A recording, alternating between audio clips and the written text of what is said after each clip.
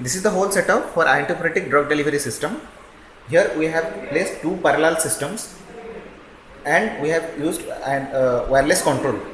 So this is the transmitter unit of the wireless control system. We have two receivers for controlling two iontophoretic drug delivery systems. So this is receiver 1, this is receiver 2.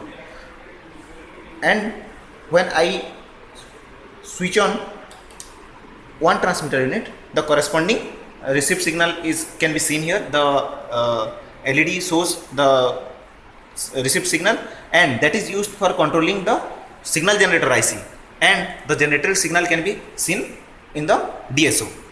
The generated signal is used for the iontophoretic drug delivery system. Secondly, when I switch on the second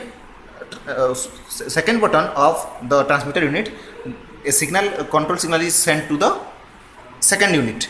Secondly, again the generated signal can be seen here, and that is used for the iontophoretic drug delivery system second. If I want to switch off one device, so if I switch off one device, then we can see that control signal is off. Similarly, if I switch off the second one, then the corresponding output is 0, which can be viewed in the DSO.